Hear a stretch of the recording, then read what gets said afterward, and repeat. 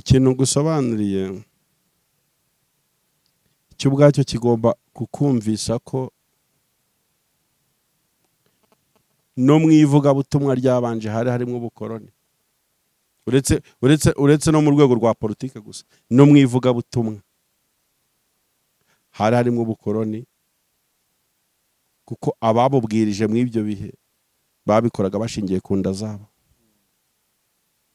kurusha inyungu z'ubutumwa bwiza. Inyungu z'ubutumwa bwiza se ni izihe? Ni ukubona abantu bihana bakareka ibibi. None ubutumwa bwiza bwarabwirijwe abantu barica. Ubutumwa bwiza bwaravuzwe, umuntu afata ubuhiri ahonda undi mu mutwe. Mureke generasiyo iryoshye dusohoyemo ikosora ibintu. Generasiyo yumva, generasiyo yigishijwe, generasiyo itarinjije. Niba twicaye mu ngaruka zakomotse mu bujiji bwo kutiga buza kandi bwitwaje ijambo ry'Imana, ntidukeneye gusubira aho hantu. We have to change. Kimwe mu bintu dufite nk'inshingano guhindura muri iyi generasiyo, mentality changes. Guhindura imyumvire n'imitekerereze twabibwemo ikomotse ku bujiji bw'icyo gihe, tugakurira mu icyo kintu. Abantu bakigisha Imana uko bashaka, Imana nyir'ubumenyi nyir'ubwenge, umuntu akaza imbere y'abantu ariko se kumwigisha asangira ijambo nabo yigisha. Ni gute ubutumwa bwiza umuntu avuga ko ari kwigisha ari umwigisha, twe kumubwiriza butumwa? Ni gute umuntu avuga ko ari umwigisha akaza imbere y'abantu agafata igitabo agasoma amasaha 3 avuga ibintu bye atemereye kugira uwabaza ngo mushyire urutoki hejuru tuganire ku ibi bintu ndi kubabwira? None si iyo ni inyigisho cyangwa ni raporo? Ni gute umwigisha? Mbwira ahantu wateraniye mu myaka ufite ejo wigeze ujya mu rusengero ku cyumweru do rusengera, ndeka kuvuga idini usengeramo si ngombwa cyane. Mbwira ahantu byakubayeho ryari kuva wakizwa winjiye mu rusengero kangahe pasiteri abwiriza ukamuhagarika ngo ibyo bintu uri kuvuga ntituri kubyumva, banza usobanura aho hantu ugeze, byakubayeho kangahe? Oya urumva ati twayobowe n'abantu babatiza ayo mashuri musaba, ati kandi amatorero bayateje imbere, ati ijambo ry'Imana Imana niyo yigishiriza umuntu, ntibisaba yuko ugomba kuba wanyuze mu ishuri. Mbese abandi batiri rwose nibyo aho u Rwanda rugeze, ati ni ngombwa ko umuntu yigisha ijambo ry'Imana agomba kuba yarize kuryigisha. Wowe rero ubivugaho iki nka Bikem? Wantindiye.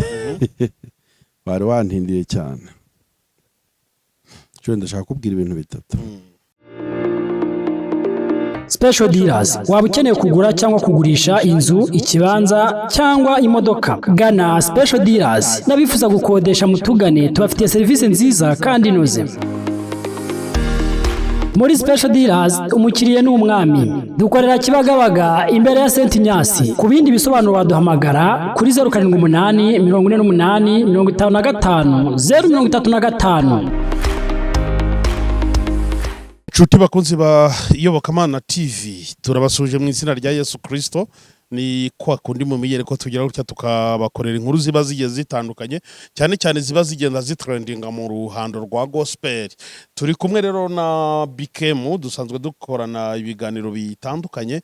Ni munyemerere rero dutangire tumusuhuza kandi tumuhereze ikaze. Bikem, waramutse neza cyangwa wiriwe neza bitewe naho umuntu ari, kuko iyo ngusuhuje masuhuje n'abandi bantu bari mu ntara zitandukanye, yaba amajyepfo n'amajyaruguru, iburengerazuba n'iburasirazuba, mu mujyi wa Kigali n'ahandi mu bihugu bitandukanye by'umugabane wa Afurika ndetse no ku yindi migabane. Umeze neza rero? Meze neza ndashima Imana. Ko witonze cyane? Si bisanzwe. Genda akana keza nditonda. Uratangirana no kwibwira abantu badukurikiye. Ngewe nitwa Joel Sengurebe, ndo umunyamakuru nyine wanyu musanzwe mukorana ibiganiro bitandukanye hano ku IYOBOKAMANA TV. Nanjye nitwa Bikem, bakunda guhamagara Bikem wa Yesu cyangwa se Bikorimana Emmanuel. ndi umunyamakuru kuri Evangelisez le Monde TV no kuyobokamana TV. Iyo Yesu yatugiriye neza hose turaboneka tugatanga ibiganiro. Tuvuga kuri Evangelisez le Monde ngira ngo ukwezi kurashize cyangwa ibyumweru bibaye bingahe abagizi ba nabi barushize na amezi banza birahubwo bayibye shene ya Evangelisez le Monde TV nakoreyeho ibiganiro byinshi bitandukanye nkuko abantu babizi birimo ubusesenguzi ijambo ry'Imana n'abigisha twakiriye n'abatanga buhamya n'ibiterane n'ibitaramo bitandukanye. Ni shene yari imaze kumenyekana mu matwi y'abantu benshi batandukanye, ariko mu gihe gishize kingana n'amezi 2 twakiriye inkuru mbi itubwira ko shene bayihakinze cyangwa se bayibye. Turayibura twirukanka muri YouTube system turarekarama, ariko tugeze aho twumva ko byagoranye ko shene igaruka byanze. Ugiye bayishemo tunabonaga ariko ngeraho imipira yo muri Qatar icyo gihe. Mbona icyo kintu cyambabaje gikomeye mu ibura ry'icano. Ubundi ngewe sindi umufana. Ubusanzwe sindi umufana w'umupira. Nta gufana ikipe n'imwe. Ntayo pe ndo umufana w'umuziki. Na Yesu. Nuko. Uri kumva ngende umufana w'umuziki, buri muntu wese afite kuntu akunda. Umuziki wa gospel. Hoya nutari wa gospel ndawufana pfa kuba ari umuziki nta kibazo. Abahanzi basanzwe bari n'ibindirimbo zisanzwe hano mu Rwanda ufana nde? Bushare. Ariko zinoze Bushare si umuhanzi. Yes. Mu bahanzi bari n'indirimbo zisanzwe nkunda abahanzi batatu. Bushare nari njokinze sinjya ntanumva indirimbo ze. Njyewe umuhanzi pfana hano mu ndirimbo zisanzwe. Makanyaga nkaza muri iyi monde moderne ngafana umuhanzi bita Shushu Mihigo, sibyo? Nkaza ngafana umuntu bita Amaji de Black. Amaji de Black niyo mvuye gusenga nkiramwe indirimbo ze nkazumva ngafashwa. Kubera message atanga. Rero mfana umuziki simfana umupira, umva icyambabaje se. Nuko nagiye kubona shene bakimara kuyiba kuri uwo mugoroba mbona hari gucaho match ya Qatar. Match ya banuzi. Ni umupira uri kwera muri Qatar, sinibuka ara yahe makipe yakinaga, sibyo? Sinibuka amakipe yakinaga ariko wari uri kubera muri Qatar. Urumva kubera kudakunda umupira nanabyibuka ngo hari gukina izihe kipe. Noneho ndavuga ati iyi shene bibye ikabigiyeho umupira. Basi yo bashyiraho Rick Warren cyangwa bagashyiraho undi muhanzi wakoze konseri byibura basi bibye shene none hari gucaho n'umupira ntari n'umufana w'umupira. Numvise mbaye shoke birambabaza cyane. Nibwo twagiye muri processus hamwe n'uramuvandimwe wagize yerekwa ryayo mu gihugu cy'Ubufaransa Felix baramuzi kuri Evangelisez le Monde TV. Tukirukamo dushyira abatekinisiye twiyambaza YouTube inzira zose batujyanyemo tukagerageza, ariko ibigezaho tuvuga ati reka turekure dufungure indi shene nshyashya yo gukora ivuga butobo. Kandi ndashimana ko nta muntu ujya wica inzozi. Nta muntu ujya upfa kwica inzozi z'umuntu. Inzozi ni umutungo wimukanwa. Inzozi zacu za Evangelisez le Monde TV ntizazimye. Urumva jowe rero ubwo mu by'ukuri ntitwabura kuvuga ko twababaye. Twagize ibyago ntuzi ko ari ibyago. Shene yari ifite abantu 40,000 bazi ukabona irabuze mu kanya nk'ako guhombya. Gusa turashimana ko ibuze yaragize umumaro. Hari abantu bayimenye ubutumwa bwiza, hari abantu bayiboneye ihumure, kandi inzozi nakubwiye ngo ntizijya zipfa. Ubu twaje ntabwo twacitse intege kuri Evangelisez le Monde TV. Iyi channel rero abantu barabibona munsi y'iki kiganiro ngira ngo urabikora. Twafunguye indi channel. Tangazwa n'ukuntu abantu bahise bagenda bayikurikira. Turanabashimiye abantu bamaze kwiyabonesha. Mwese mukurikiye IYOBOKAMANA TV mudufashe nyaboneka mu abari bariyabonesheje kuri Evangelisez le Monde TV.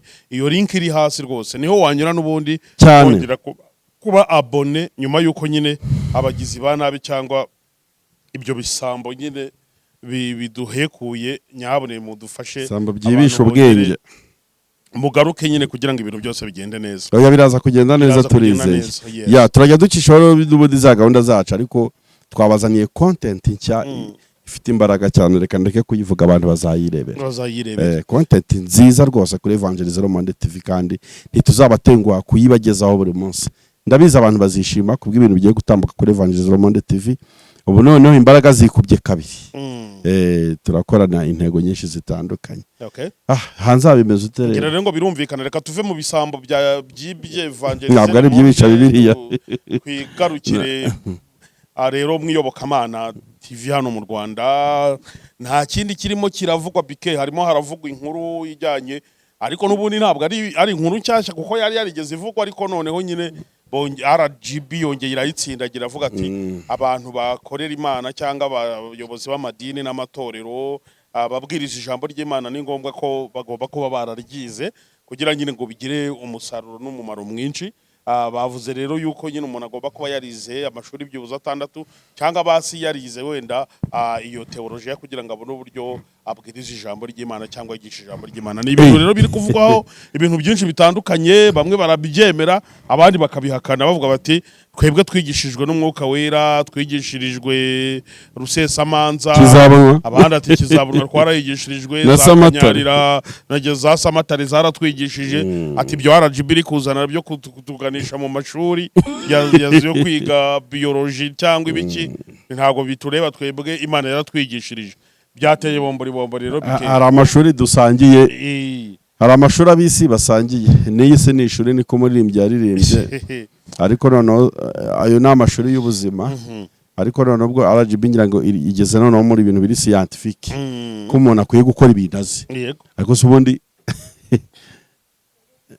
ese nicyo kiganiro nabonye kuri televiziyo Rwanda cyawe cy'umuyobozi wa RGB yanavuze ati abaguze diplome cyangwa bazikuye ahandi hantu tuzabiha nimba ari heki rwa rwego rushinzwe amashuri ya kaminuza specially tuzabiba babidusuzumire, kandi murabizi ko iyo babisuzumye habonekamo ibigize ibyaha.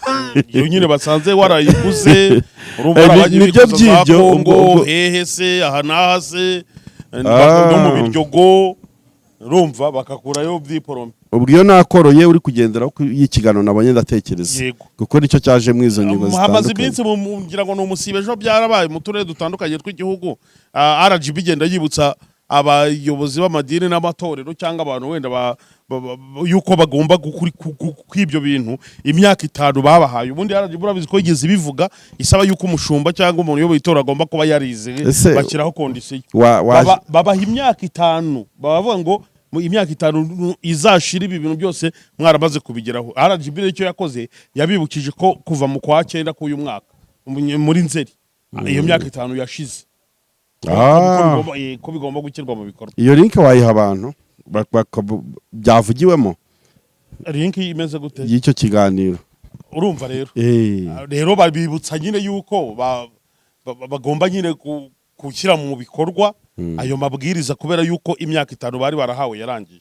Ngira ngo ni byarabaye mu turere dutandukanye tw'igihugu. Wenda hano reka twumva ubuyobozi wa RGB Dr. Yusta Kayitesi arikongera sibyo nagusabaga urwego rw'igihugu rw'imiyoborere RGB rwongeye kwibutsa abayobozi b'amadini n'amatorero ko bagomba kuba bafite impamyabumenyi zibemerera gukora ako kazi kuko utabyujuje atazakomeza kwihanganirwa. Ibindi reka tubibaze Jean Paul Maniraho. Noneho na za diplome mumenye ko zose zititwa diplome, izo muzaduha mwaherewe ahatariho tuzaziha heki, kandi heki yisanze atarizo biba ari ibyaha. Mu biganiro RGB yagiranye na bamwe mu bayobozi bahagarariye amadini n'amatorero mu turere twose tw'igihugu, bibukije uko igihe cy'imyaka 5 bari bahawe ngo badafite impamyabumenyi zisanzwe cyangwa izijyanye n'iyobokamana bazishake cyarangiye. Umukuru w'urwego rw'igihugu rw'imiyoborere RGB Dr. Usta Kayitesi avuga ko abayobozi b'amadini akigaragaramo ibyo byuho ari bafite inshingano yo kubiziba. Ibyo biraterwa n'imiterere y'itorero. Ikigambiriwe hano nuko umuntu akora ibyo ashoboye. Abantu ntibikumve ko Imana iyihamagaye yirengagiza ibindi byose. Iyihamagaye ntishobora kuguhamagara ngo kugire komanda mu basirikare utarabaye umusirikare. Kuki mu madini honyine ariho iguhamagara ukabyuka uko wari uryamye ukagenda gusa?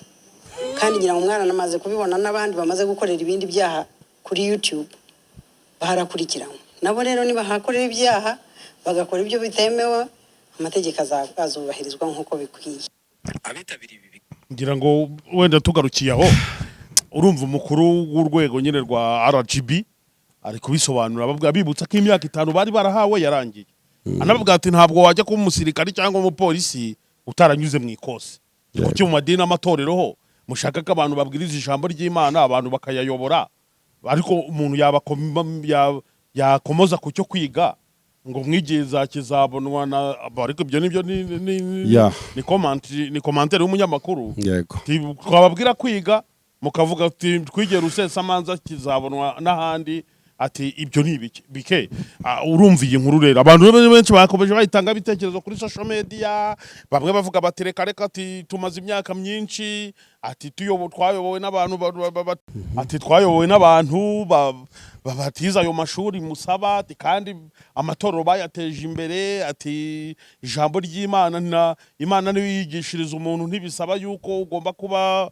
wanyuze mu ishuri mbese abandi batiri rwose nibyo aho u Rwanda rugeze ati ni ngombwa ko umuntu yigisha ijambo ry'Imana agomba kuba yarize kuryigisha wowe rero ubivugaho iki nka Bikem wantindiye bari wantindiye cyane cyo ndashaka kubwira ibintu bitatu wowe nize umwanya gusa nicyo gusa ndahari muri iki kiganiro untega amatwi ariko uzi ko no kwizera Yesu ari ubumenyi yego nyine nese hari umuntu wamenya atize hari umuntu wamenya atize uzi ko biri ngo kwizera no kumenya kumenya iki ibyiringirwa nta kantu uri kumvamo k'ubumenyi burimo ngo ni ukumenya ibyiringirwa udashidikanya ko bitazaba hari ikintu ushaka kukubwira gikomeye ubutumwa bwa Yesu Kristo ntibusaza ariko bugendana n'igihe hari ukuntu kera abantu bavuze ubutumwa mu gihe cyabo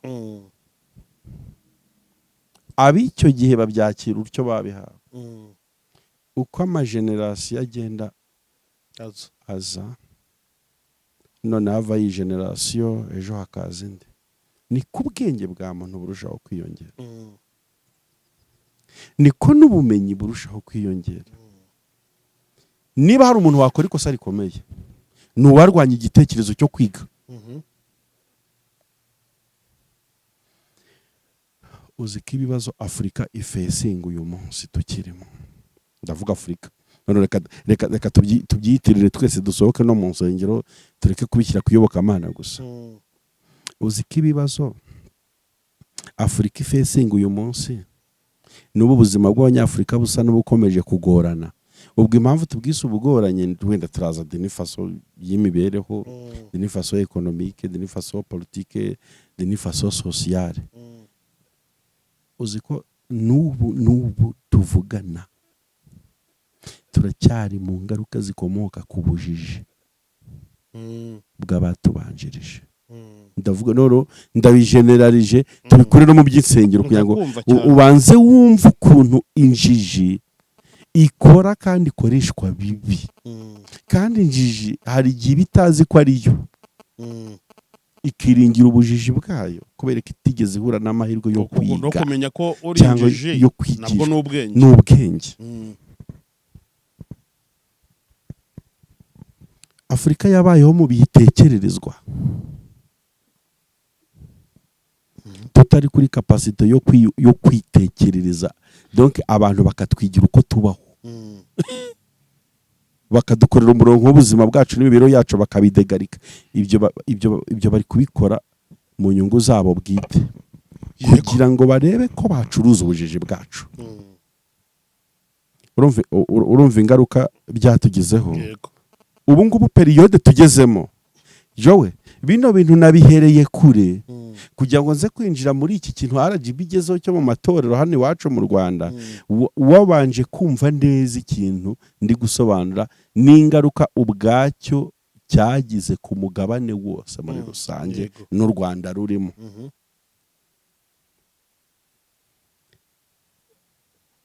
kimwe mu bintu byatudindije nuko education yatugezeho ikererewe. Bari kubyumva ukuntu ubumenyi kwiga byatugezeho bitinze. Siko na Bibiliya yaranigera ku by'ubumenyi ngo mfite agahinda n'umubabaro kubwoko bwanjye bugiye kurimbuka buzize kutamenya. Ubwo zujaza ko kukumenya niki? Kuba kutamenya ari ukuvuga ngo buzize kutiga. Hari umuntu wamenya atize cyangwa atigishijwe? Kumenya cyampaye. Ese iyo uvuze kumenya niki? Umuntu amenya ibyazi, nyine amenya ibyo yigishijwe. Kumenya ndabisobanura neza. Kera umunyafurika baramubwiraga ngo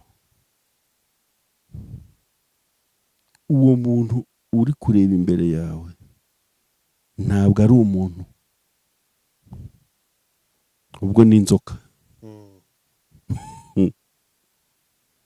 ni igikoko, ni igisimba, si mugenzi wawe ntimusa. Kumva icyo kintu kubera kudufatiranya n'ubujiji bwo kutiga wenda amateka n'inkomoko y'umuntu. Ibyo abatwigisha batubwiye tukabyakira gutyo kubera ubujiji. Aho umwana w'umuntu yashidutse afite ikibanda ari guhondagura undi mu mutwe n'ubuhiri avuga ngo ari kwica inzoka. Ibyo asa ntuzi ko byabaye. Zimwe mu ngaruka dufesinga uyu munsi abanyafurika nizituruka ku bujiji. Kutiga. Banze wumva ikintu cyo kwiga RGB iteruye ivuga uyu munsi. Erega ntabwo kije kuko kije kubera babona kutabaho kwaka ingaruka byateje. Uzikoreka none ngo urugero. Amatorero menshi ya gikristo ubona ateza ibibazo kuri social media n'ahandi hatandukanye uyu munsi wa none, bikaba ari ibintu by'urushene n'uruhererekane byanze gushira. Siko bikomoka ku bujiji no kwiga Imana nabi. Uziko icyo kintu cyo twebwe iyi generation tutagizemo uruhari cyabaye ikintu cy'igishene n'ubu kiri kudukurikirana. Hari ukuntu twize Imana nabi, hari ukuntu twize ibi bintu nabi. None iyi generation irarwana no kurutsa abantu uburozi bariye byanze kuko umwigisha ni umuntu ukomeye cyane. Uyu munsi baramutse baje bakakwigisha inyigisho ivuga ko Yesu atabaho, byagutwara igihe kingana iki ngo ubyemere? Ntacyo. Ntabwo byanwa hagiye byantwara niyo bamara imyaka 100 babingisha ntabwo nabyemera. Katabaho.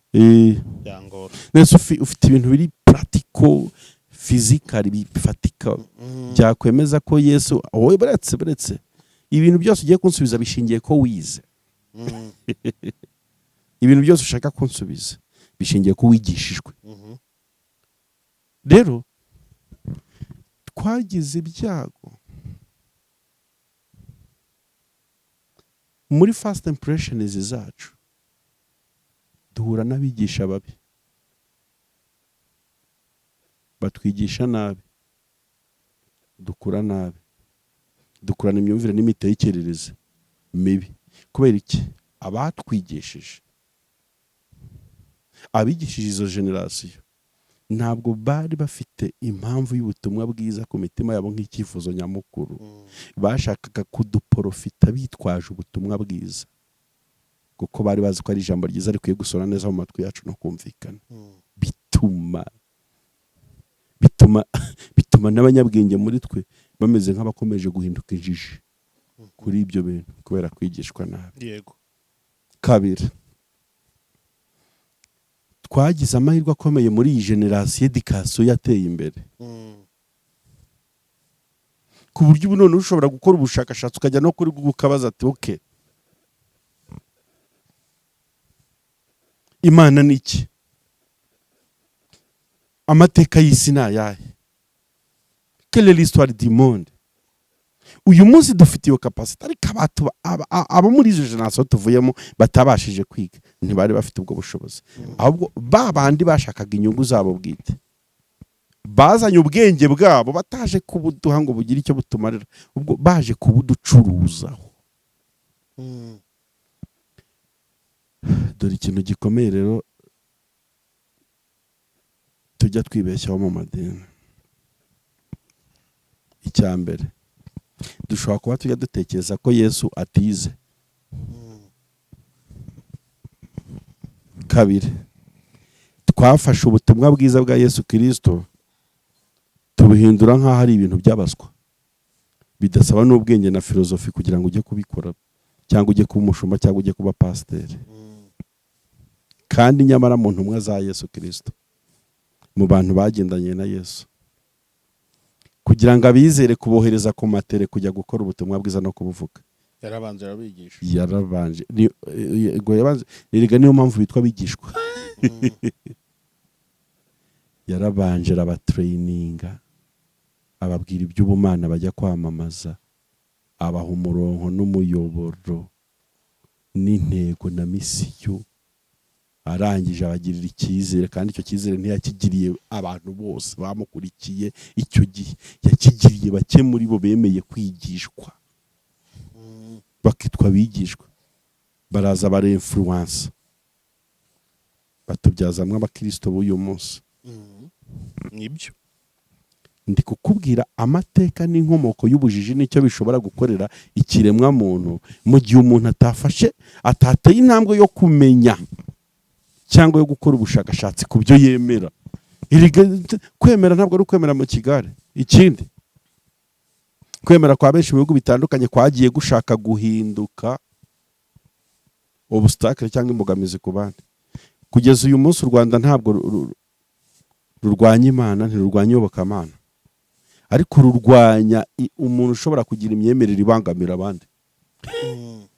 Ngo kuko wemera Yesu, ngo nuhura n'umuntu utemera Yesu uraterura ikibando umukubite.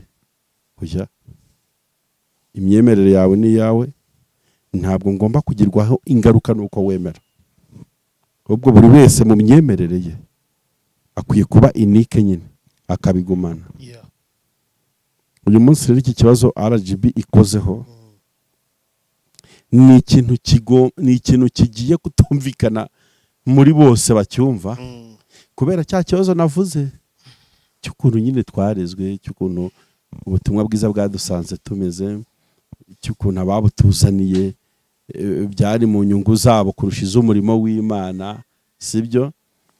Uyu munsi rero hari umuntu ushobora kubwira ngo ntushobora kuba pasiteri utarize, ukumva ntagize ubwoba bwo kukubwira ngo Yesu we yize.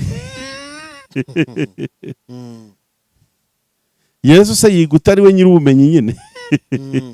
Niwe utanga ubumenyi. Turi kumwiga ahubwo yize. Icyo kibazo ntikiri na filozofike, yari kwiga icyo atazi. Yesu ubwe ni ubumenyi. Nyine umuntu agusubije utyo, leta ivuze ngo mujye kwiga kugira ngo muyobore, ukumva umuntu ngo Yesu we yizeye, n'ibitangaza yizeye. Ubumenyi buriyiga. Yesu ubwe ni ubumenyi, yiga utazi, nicyo atarazi. Ubwo ko yafashe ibyari bimurimo arabitwigisha, ashyira intumwa abigishwa 12 ku ruhande, ati mwebwe noneho dore ukuntu bimeze, ndashaka ko muhindura isi. Baricaranye imyaka bari ku birenge bya Yesu biga amanywa nijoro, bamwe bakuye mu tuzi barimo, abandi bakuye ku mata, abandi bakuye hehe, abandi bakuye mu gisirikare. Ati muze ndashaka ko mbigisha iby'ubutumwa bwiza, nimurangiza guhinduka abigishwa banjye mugende mujye kwigisha abandi. None ni gute uyu munsi usanga umuntu, dore ikintu RGB reba, barareba ati hari umuntu wacu uyoboye abantu 1000 muri domaine runaka. Ndetse kubera iki uyu munsi meya umuturage adashobora kuba meya ngo nuko ngo babikesha ko yitwaye neza yanatanze imisoro n'amahoro byinshi akambika n'imfubyi n'abapfakazi ngo bimukorifayinge kuba nde meya tarize tuvugisha ko wavuze abe na gitifu dinifaso abe na gitifu dinifaso politique niba igihugu ariko se kuki abantu batigira no kubiriho niba umuyobozi w'akagari asabwa kwiga ngo azayobora abantu b'Imana ni gute none umuntu uvuga ko atumwe n'Imana nyir'ubumenyi aza kwigisha ibyahita kumucura no kumwigisha kugira ngo azagabura ibyayo abizi wenda reka tuvuge ko ijambo ry'Imana baryigishijwe n'Imana yego ibahamagara yego RGB nayo atoke nta kibazo niba ijambo ry'Imana mwararyigishijwe n'Imana ibahamagara yego twebwe turashaka ko mwiga kuryigisha yego urumva yego ntacyo n'ubundi turi kubabwira ngo tubahereze mu mashuri abigisha ijambo ry'Imana yego kuko Imana ibahamagara yarabibigishije yego ahubwo twe turashaka yuko mujya kwiga uburyo bwo kwigisha iryo jambo ry'Imana. Urakoze cyane. Uzi ko ubujiji urumva ubujiji bushobora kugusobanurira Bibiliya nabi ukaniyahura kandi utegetswe na Bibiliya kubikora. Ngo iki? Uzi ko umuntu yigeze kuba afite ikibazo kimwugarije ajya kubaza Bibiliya icyo gukora. Bibiliya imugira inama yo kwiyahura. Mbaza ngo byagenze ute? Byagenze cyo rangiye kubaza. Byagenze ute se? Umuntu yabuze igisubizo. Ati noneho reka niyambaza ijambo ry'Imana bavuga ko ari umuyobozi. Umuntu byamuyobeye byamucanze ubupfubyi ubupfakazi ibyorezo ibicyabati icyemezo gisigaye no kwiyahura kandi ikintu Bibiliya igiye kunsaba nicyo ngiye gukora. Noneho abumbuye Bibiliya asoma inkuru za Yuda ati nuko Yuda ariyahura.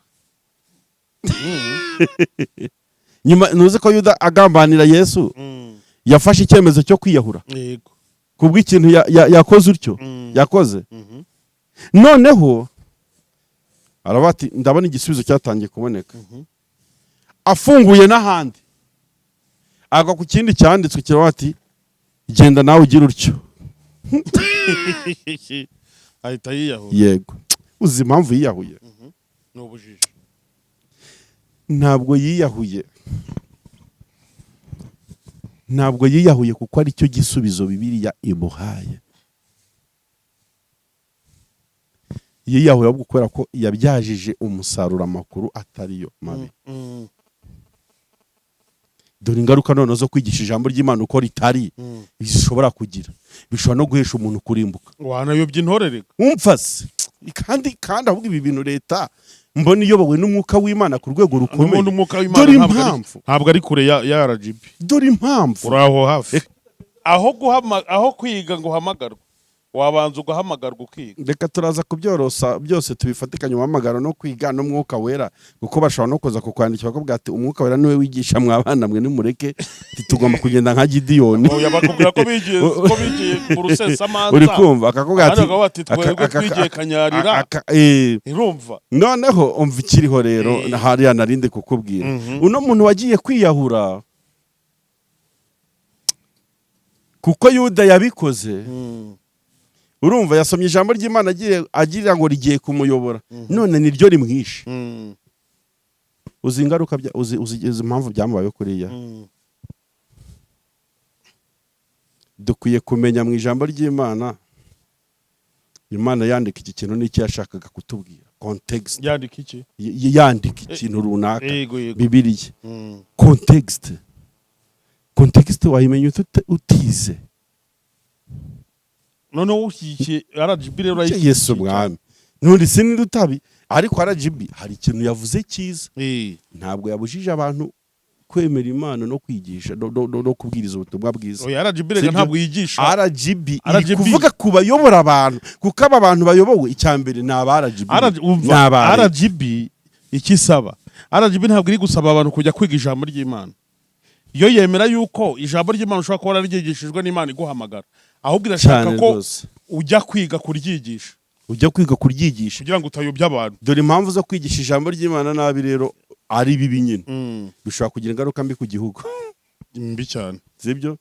Urabizi ko hari abantu baba bafite amahame yabo ku buryo bavuga ati ese mukora iki kandi igihugu kigishaka, teoya Bibiliya bitubuza sibyo?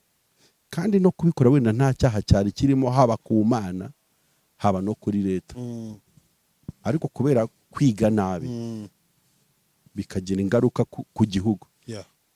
Leta rero urukundo ikunda abaturage bayo ari bo twe, kubera ari nabwo butunzi bwayo, ihora itubereye maso mu nguni zose sibyo?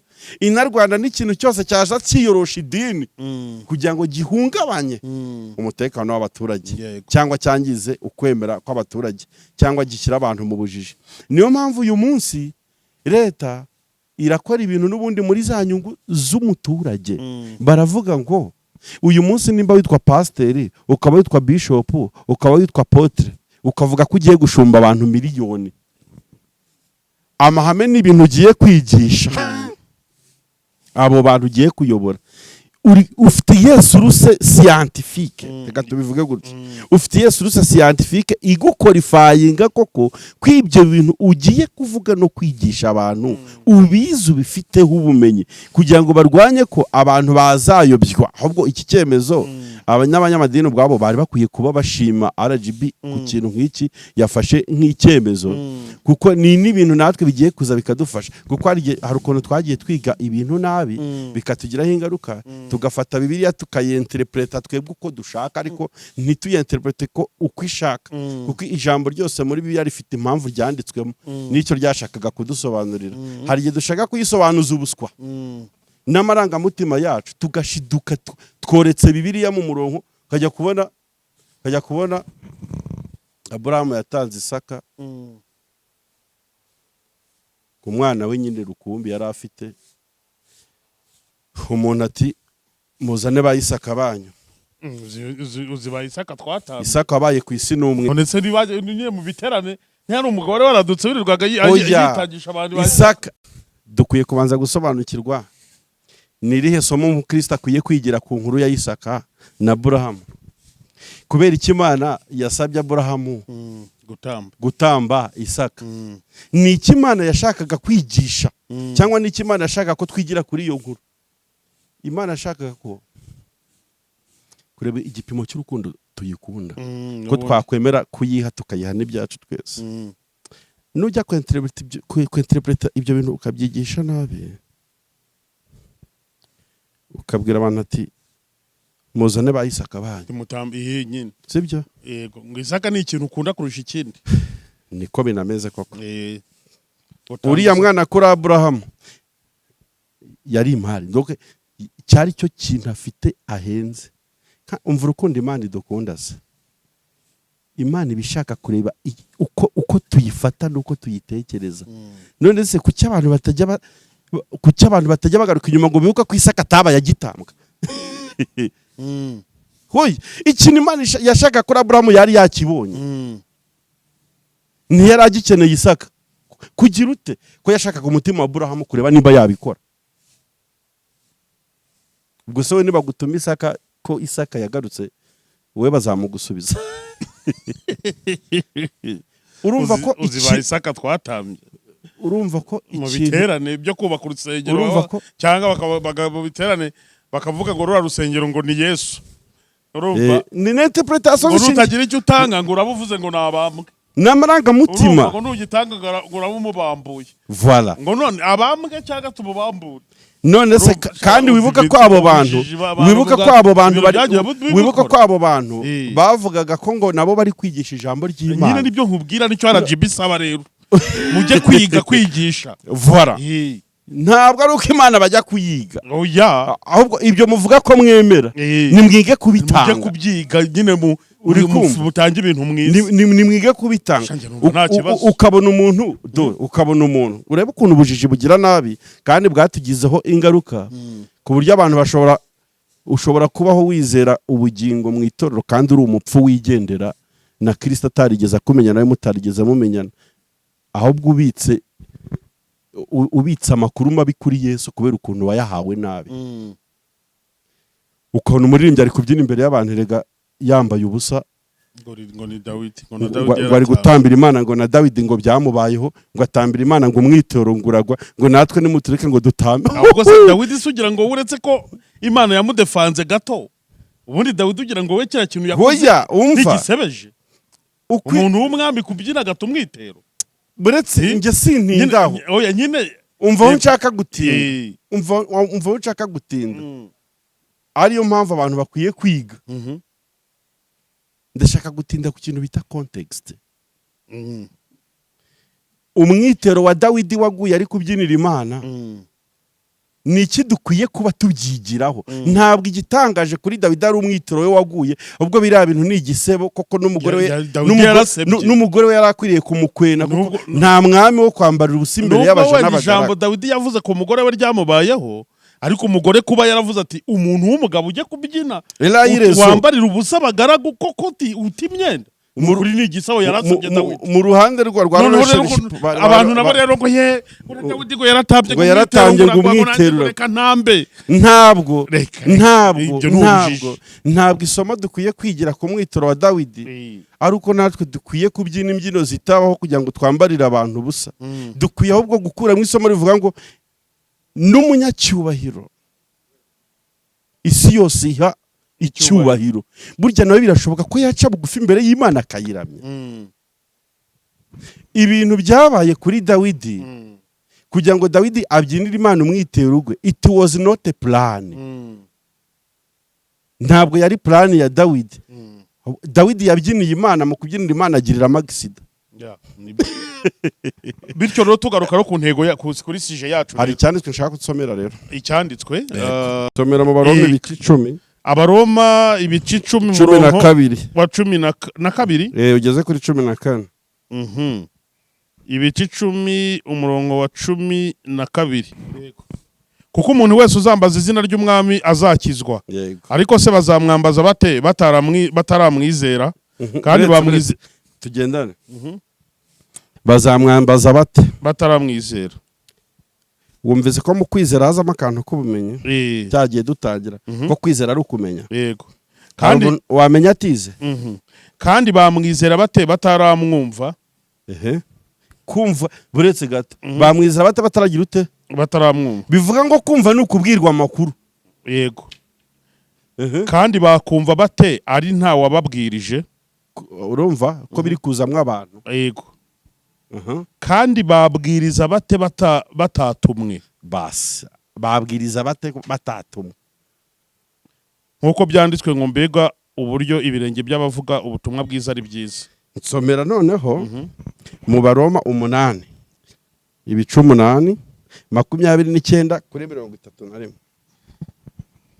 Abaroma ibice 8 29 kuri 31. Kuko abo yamenye kera yabatoranije kera gushushanywa n'ishusho y'umwami wayo kugira ngo abe imfura muri bene se benshi. Abo yamenye yarabatoranije, icyo namaze kucyumva. Abo yatoranyije kera yarabahamagaye kandi irangije kubatoranya irabahamagara. Kandi abo yahamagaye yarabatsindishirije. Abo yahamagaye yarabatsindishirije. Nabo yatsindishirije yabahaye ubwiza. None se aho nta kintu wumvamo ko Yesu nawe atatuma abantu bose? Oya, aratoranya. Ugarutse kuri kimwe cy'umuhamagaro wavuze none. Hari abo yahamagaye. Mwebwe muhamagare gukora umurimo w'Imana bivuga butumwa. Abandi muhamagare kuba abashumba.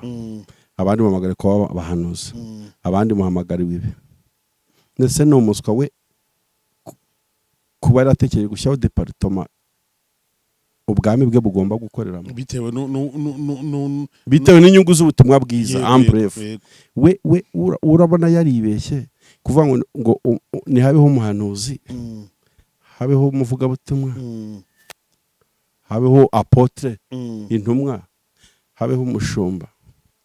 Hari insengero uzageramo usange kamera bishop wabo niwe muhanuzi, niwe muvugabutumwa, yego ni nawe uretse niwe mwigishwa, niwe mwigisha, ni nawe ubara amaturo kuri kose cyangwa bakabibara bashyira mu ikoti, niwe ubara amaturo. uri kumva? Izo nsengero zirahari.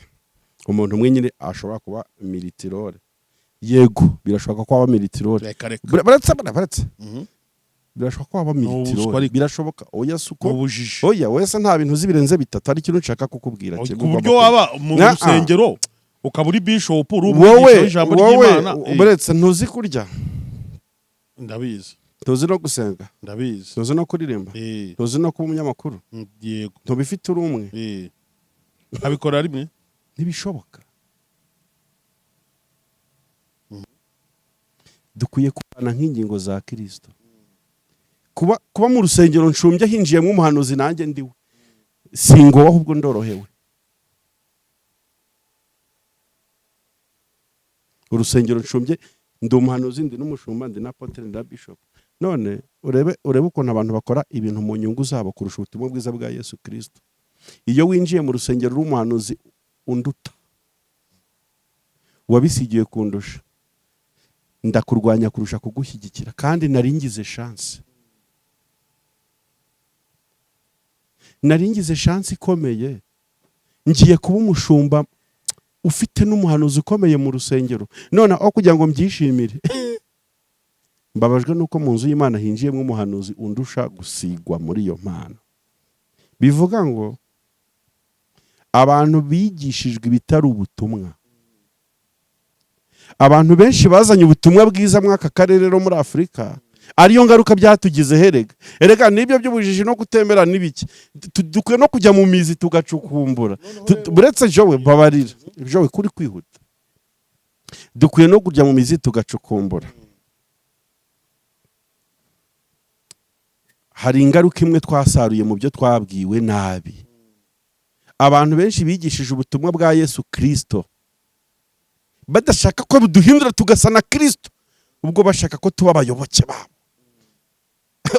Yesu yabihombeyemo niba ashobora guhomba simbizi.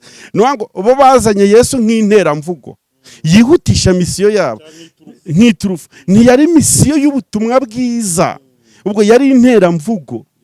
Icyo gihe bituma umva ingaruka se, bituma tugwiza abayoboke benshi kuruta kugwiza abakristo benshi. Icyo kintu waba uri kucyumva? None se none reka twinjire mu ngero ziri tipike. Ni gute ahantu hari hateraniye abakristo 1000, sibyo? 1000 bitwa baki? Ni gute ahantu hateraniye abakristo 1000 hamenetse amaraso? Ikintu gusobanuriye cyo ubwacyo kigomba kukumvisha ko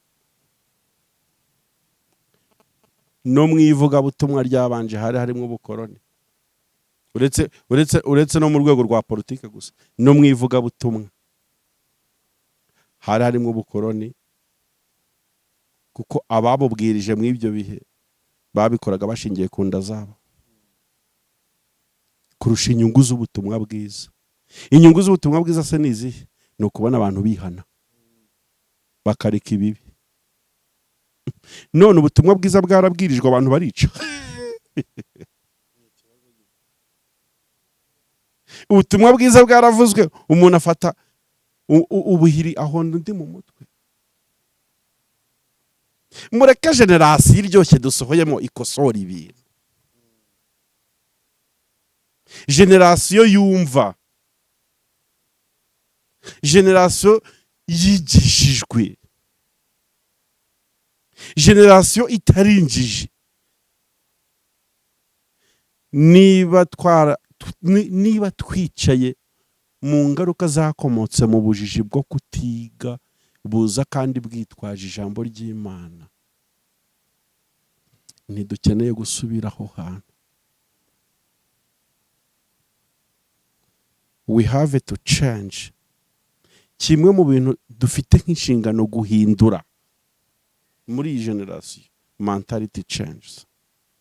guhindura imyumvire n'imitekerereze twabibwemo ikomotse ku bujiji bw'icyo gihe, tugakurira mu icyo kintu, abantu bakigisha Imana uko bashaka, Imana nyiri ubumenyi nyiri ubwenge, umuntu akaza imbere y'abantu ariko se kumwigisha asangira ijambo nabo yigisha, ni gute ubutumwa bwiza umuntu avuga ko ari kwigisha ari umwigisha, turi kumubwiriza butumwa, ni gute umuntu avuga ko ari umwigisha akaza imbere y'abantu agafata igitabo agasoma amasaha 3 avuga ibintu bye atemereye kugira uwabaza ngo mushyire urutoki hejuru tuganire ku ibi bintu ndi kubabwira. None si iyo ni inyigisho cyangwa ni raporo? Ni gute umwigisha? Mbwira ahantu wateraniye mu myaka ufite ejo we wigeze ujya mu rusengero ku cyumweru do rusengera ndeka kuvuga idini usengeramo si ngombwa cyane. Mbwira ahantu byakubayeho ryari kuva wakizwa winjiye mu rusengero kangahe pasiteri abwiriza ukamuhagarika ngo ibyo bintu uri kuvuga ntituri kubyumva, banza usobanura aho hantu ugeze, byakubayeho kangahe? Oya urumva bishobora kutaba mu ubwo buryo bwo ku cyumweru, ariko bufite uburyo buba mu maseminere n'ibindi bitegurirwa abakristo. Icyo cyo wene umuntu ashobora kukivuga gutyo, ariko utarize se wategura seminere? Ndumva wisubije. Niturwanye kwiga, niturwanye icyifuzo cyiza nk'iki RGB gise, bararebye ati dukurikije ibyo ubujiji bwateje kandi bukaza bwitwaje iyobokamana, turifuza ko uyu munsi umuntu urajya uvuga ko ayoboye burya kandi ikindi wayobora ute utarize? Niba twinjiye muri leadership nzi ko abantu bari kunyumva ko kuyobora ari science, uri pastor ushumbye abantu witwa umuyobozi, ko leadership ari science uyobora gute utarize nyine? Nese uzayobora abantu mu yihe domaine udafitiye ubumenyi? Iki ni ikintu cyiza cyo gushyigikira, cyo gushimangira RGB ikintu ikoze, si kubw'inyama n'amaraso babihishuriye, harimo n'umwuka wera kugira ngo abantu b'Imana batiga Imana nabi, bakiga Imana uko itari. Ngira ngo ni ibintu byumvikana cyane, ni nawo mwanzuro kandi w'ikiganiro, kuko intego yacu kwari ukuvuga kuri aya mabwiriza ya RGB. Ngira ngo rero ni ibintu byumvikana, Bikem arabigusobanuriye cyane kandi ajya guha fact zigaragaza yuko RGB ibi bintu byari bikwiriye. Ngira ngo ni umwanzuro w'ikiganiro. Bike, reka tugushimire rero tuvuga ngo Imana iguhe umugisha ko waduhaye umwanya wawe ukatuganiriza.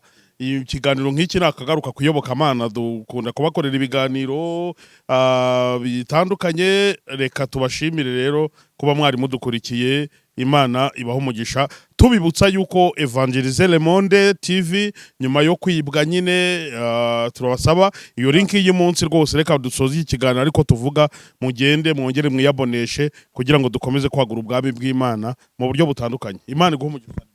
Nawe Imana iguhe umugisha ko twabanye muri iki kiganiro, kandi dushimire n'abantu bakurikiye kino kiganiro, kandi iki kiganiro twibutsa abantu ko cyari gishingiye ku bitekerezo byacu bwite. Nawe ufite ibyawe uzaza ubitubwire. Nabo bemereye kuvuga uko babyumva, n'uwashaka yaza tukametiza mikoro tukayisangira, ni yacu twese.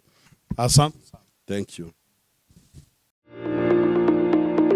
Special Dealers, waba ukeneye kugura cyangwa kugurisha inzu, ikibanza cyangwa imodoka, gana Special Dealers. Nabifuza gukodesha mutugane, tubafitiye serivisi nziza kandi inoze. Muri Special Dealers umukiriye n'umwami. Dukorera Kibagabaga imbere ya St Nyasi. Ku bindi bisobanuro waduhamagara kuri 078 48 55 035.